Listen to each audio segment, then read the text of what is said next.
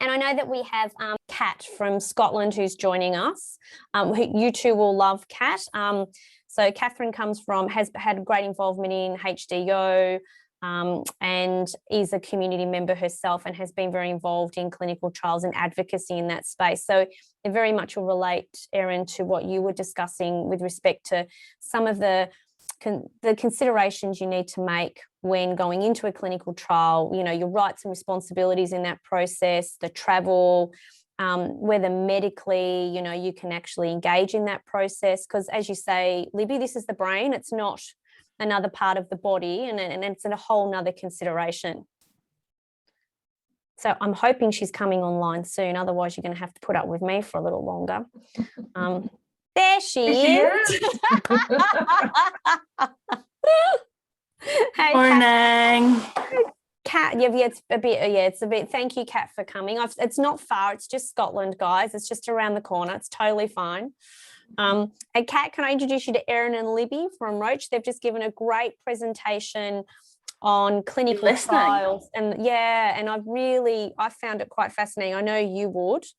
Kat and I haven't seen each other since COVID. The last time was here, wasn't it, during our Go Blue May 22, and she said, I'll see you in Edinburgh. And I said, I will be there, and I never got there. Awful, yeah.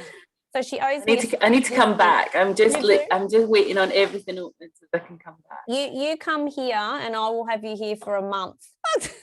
Happily. Erin and Libby, you need to come in October, Kat, when we have our ball. Erin and Libby have been told it's mandatory. Honestly, I'm there. Blue, Kat. Yeah, that's fine. I'm there. My case is packed. I'm ready. Good. You've got a place here, not a problem. Look, excellent. thank you for joining us. I know we had a bit of a problem with downloading your presentation, so okay. It's technology. Poor Libby was talking before and Zoom froze on her, but she looked okay. Was okay. That was fortunate. It was okay. I've done it where I've been like this and it didn't look that great, Libby, just to let you know. I'm going to move on because, Kat, I've been in trouble all day for going over time because I'm too interested in what everybody's saying. So I'll move on. Thank you for joining us. So I thought what I might do, Kat, is there anything that you kind of want to add to, given the discussions we've just had, from a community member perspective? Because the more knowledge people have, the better, particularly in terms of the rights and responsibilities and how to advocate for yourself in that space. Yeah, so for me, there's quite a lot when it comes to research for families. We can't hear you, sorry, Kat. Oh, sorry, is that better? Perfect. There's quite a lot for families to understand. Yes. I think probably the biggest improvement that's happened in the last 10 years with research in HD is that, and this is no criticism of Erin and Libby or any of them. She criticises me all the time, can I tell you? It's fine. They've learned to speak in lay terms. They've learned to change the language completely. And they've taken that barrier out. It was the biggest barrier people had to participate because they just did not understand anything said to them. And there was a deliberateness about it sometimes, especially at things back in like the late 80s, early 90s. The language was so off-putting for people that it was just such a big barrier. And that's probably been the single biggest change that's happened in the last 10, 15 years, is that language change and bringing everything down to plain speak that everybody can understand. And things like how Erin and Libby described natural history studies and why they're so, we hear natural history studies and my head always goes to the Natural History Museum and the skeleton every single time, without fail, every single time. I know what a natural history study is, but to me, it's the dinosaur in the natural history museum. And that's a good point, Kat. And I think that's why I specifically asked Libby and Erin about explaining that and really unpacking and demystifying the process. I think that's a really good point, and which you both did beautifully, can I just say? And so for me, how I explain a natural history study to families and to kids when they ask about it is when we ask the question, what do you want? What do you want people to know, whether it's professionals or other people in your community? What do you want to know? I just want them to understand what we go through. And I say, that's a natural history study. Because they're understanding what you go through. Because we're tracking it and we're looking at it. And it's how they interpret what you're going through. But the biggest important thing in there is it's your voice, it's your story, and it's your experience. And what they do with a natural history study is bring all of those stories, all of those voices, and all of those experiences together and put it into a whole scientific module that brings all that together so that we can look at where are the differences, where are the commonalities, and where are the bits we need to concentrate on. Yeah. So it's really important because actually it achieves two things. It achieves that understanding of the disease on many levels, as well as looking at, we now can look at these outcomes. We've found a really good biomarker here, biologically, but we've also found a really good digital biomarker that will allow us to track this. And that's really fundamental to the success of a clinical trial. So natural history studies, any type of survey, things like that, that's where families can really contribute, because it's that collective voice that starts to, we just start to see things in there that you go, didn't get that before. And I think the progression of neuroscience in general as a science over the last 20 years has completely changed the space. Yes. And it's completely changed the space for HD, because we now don't just look at, Tammy, you'll remember this because you and I are the same age. Yeah, I was just saying I was a dinosaur to Libby and Erin. Yes, go ahead. Emphasise that. Go ahead. But when we were first working with this HD community, we were first involved with it, we did not term it as a neuroscience disease. It was termed as a psychiatric disease. Yes, very true. And then we moved for it from a psychiatric disease to it's a movement disorder. And it's kind of, it's a combination of so many different diseases. But that change in how people perceive the disease and label the disease is because we've been listening. And the involvement of the sciences helped us to kind of look and say, this is much more complex than just saying it's a movement disorder disease, or it's a psychiatric disease. And as a lot of your community members will tell you, 99% of their disease happens in the community. It doesn't happen in a clinic. That's very true. It doesn't happen in a hospital setting or a research setting. It happens in the community.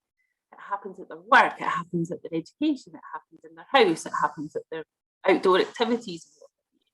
It's a community, it affects their community hugely.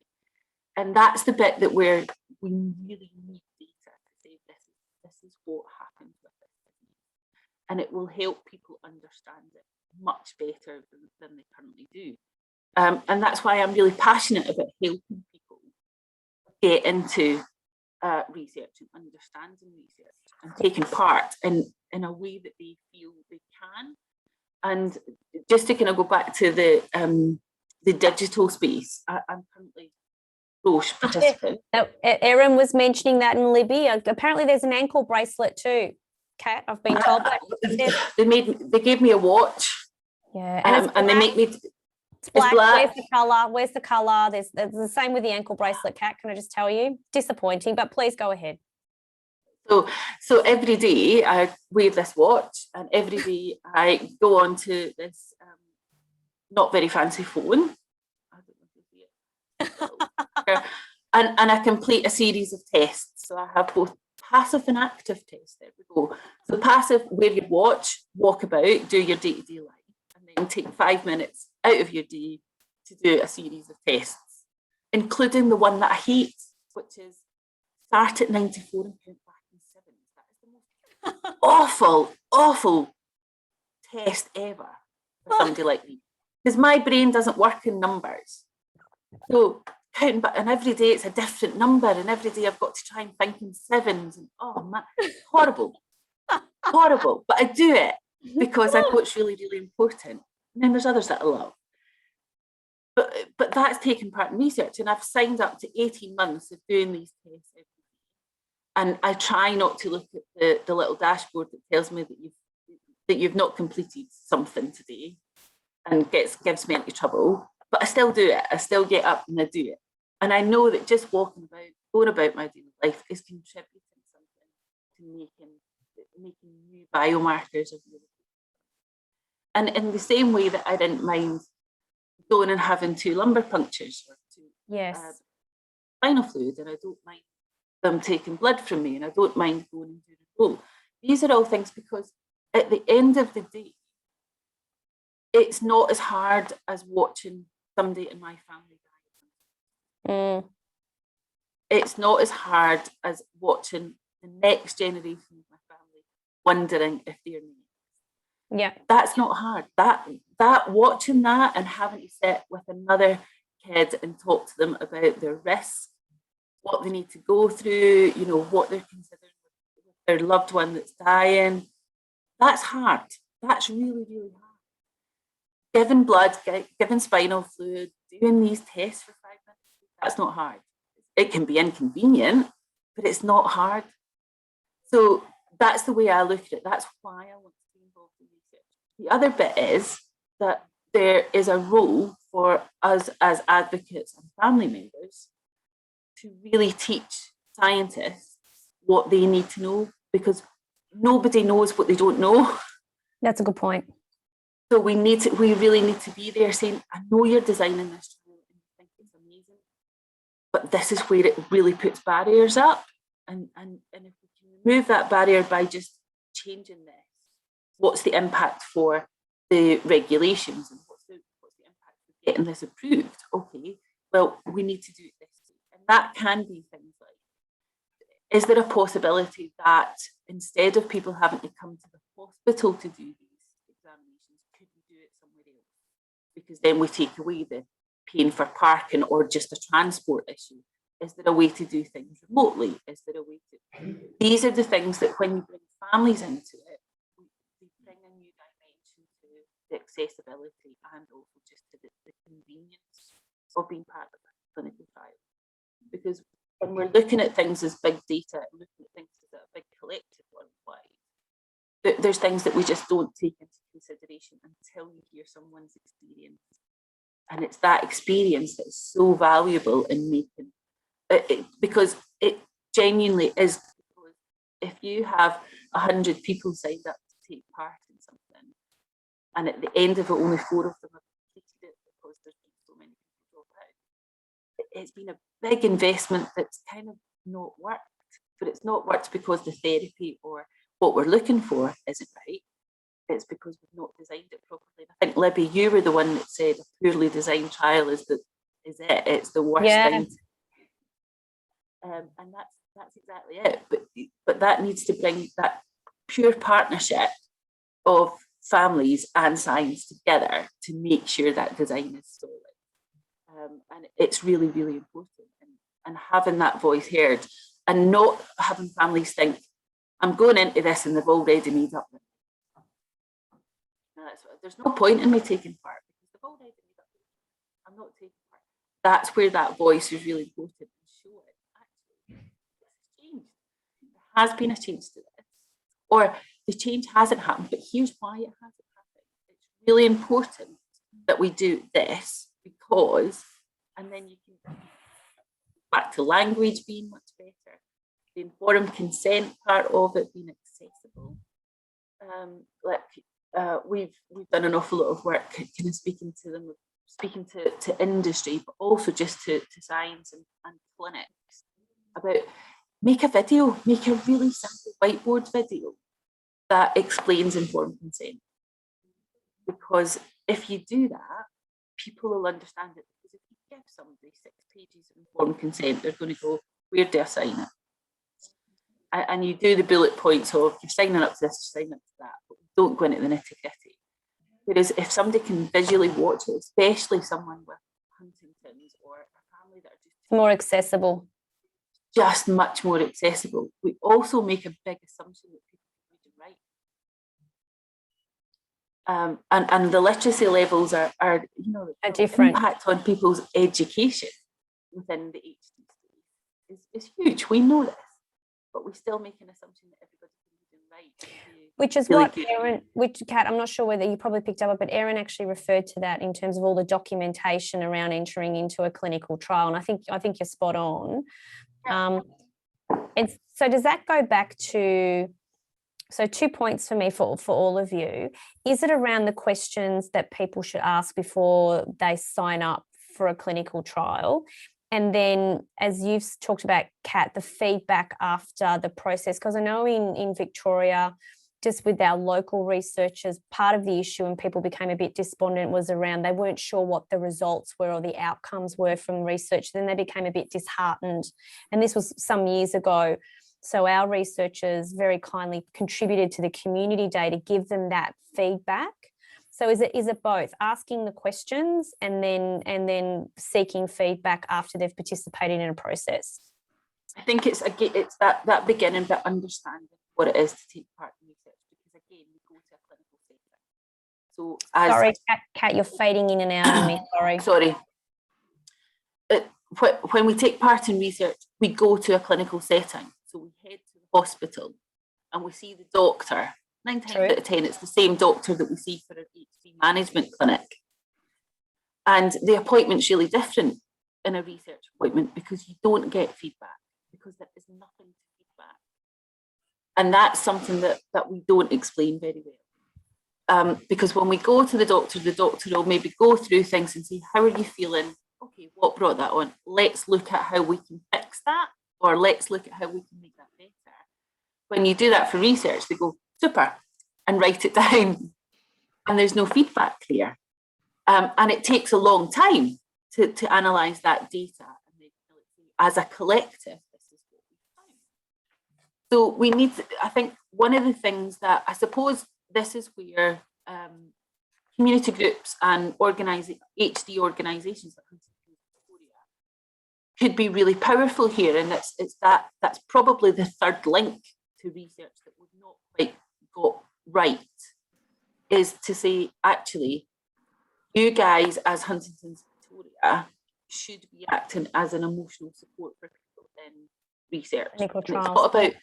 It's not about saying, I'm going to talk to you about what you're doing in the trials, but it's about how are you coping with being what's going on with you. Let's talk that through then. It's really frustrating. I know it's frustrating, but this is why you're doing it and this is what it's about. What are you finding upsetting? Okay. That simple interaction actually has a massive effect on people being able to relate. I couldn't agree with you more, Kat. And I think with our recent experience with the trials being cancelled, and I know that Libby and Erin would join me in this, we had a great deal of community members who reached out to us, and that connection was formed and then informed us in terms of where we needed to be to meet their needs. So I think it was a real educative process for us, because we really haven't been, there's been that separation between the trials and the association. And I think you raise a really valid point, and it's an area that you know that I'm wanting to contribute towards with you and work with you on, because I think it will assist the community to contribute, feel supported, because it is, I mean, everyone today has pointed out, it's not an easy process. You just don't sign up and get a red coloured ankle bracelet and off you go, or a lovely watch. And it has an impact on family, on employment, on education.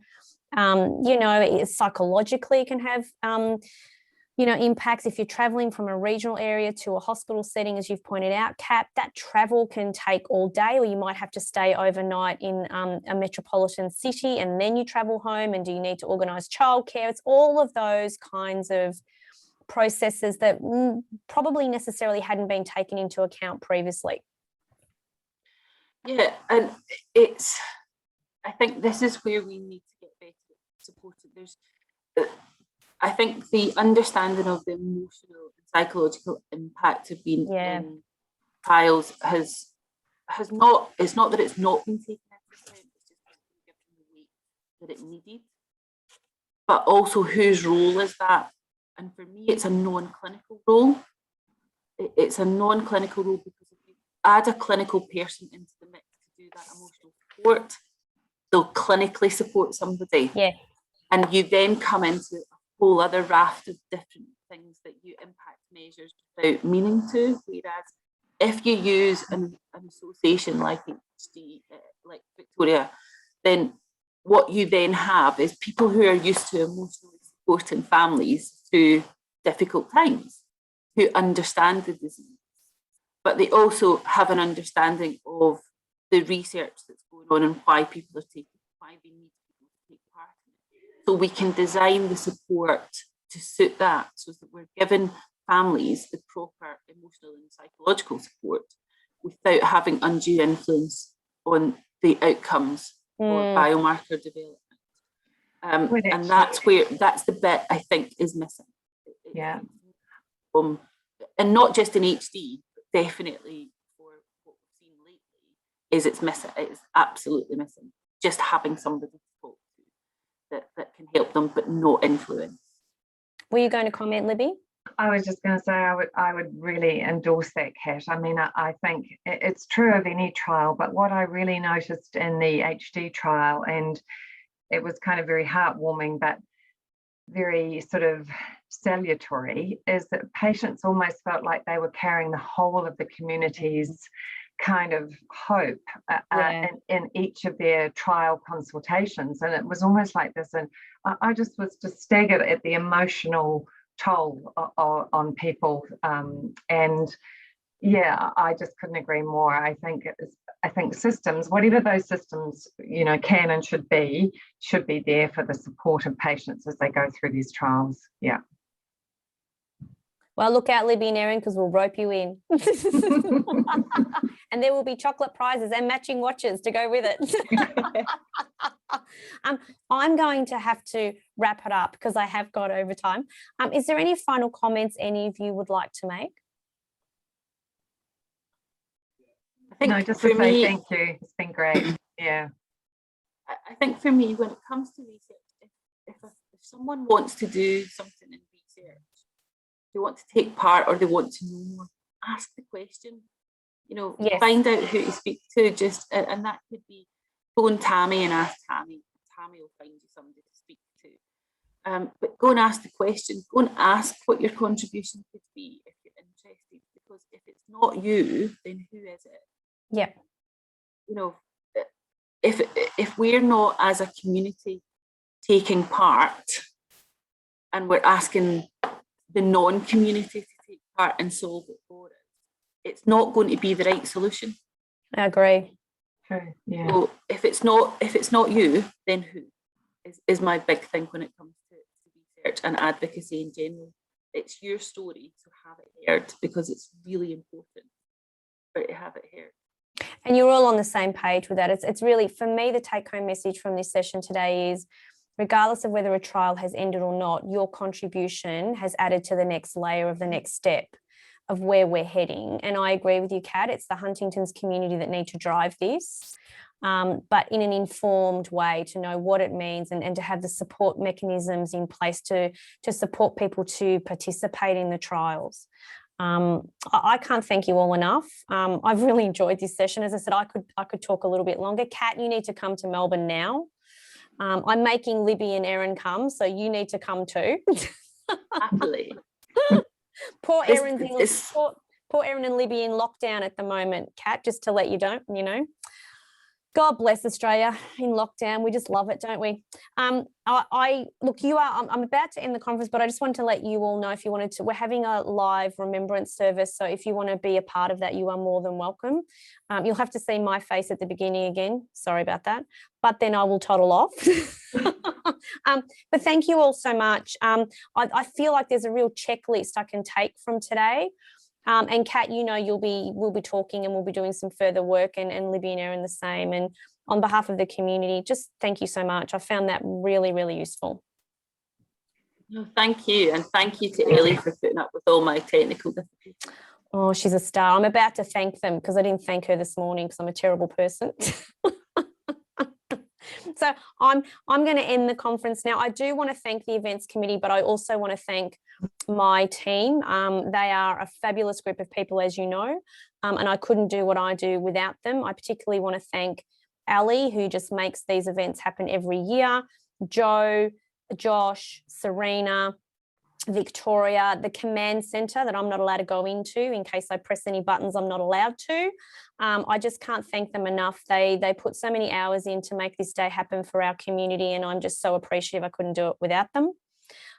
So thank you. I hope you found the day really beneficial and useful. Again, to our community speakers and our professionals who've spent the day with us on a weekend, you've made a difference today. So thank you so much. And thank you once again for sharing your stories with us and trusting them with them. I promise you we will safeguard them and they will make a difference not only now but ongoing. So thank you. We are actually going to have a live remembrance service now. We were planning on doing that in May, but unfortunately we were in lockdown, so we couldn't do that. The link has just been posted in the chat. If you were unaware of it and would like to join us, please, it is not too late to do so now. It's going to start at 4:30. If you have a candle at home, please try and find that, because we will be lighting candles. And I'm really looking forward to this session. It's an opportunity for you to remember your loved ones, and also for professionals who have worked with the community for some time. Of course, our community have an impact on us when we lose them, so it's your opportunity to honour them. So I hope you join us. And again, thank you for your support. I really do enjoy these days, and hopefully next year it'll be face-to-face and we'll live stream it, because I have missed seeing you all there and having a coffee with you during the breaks.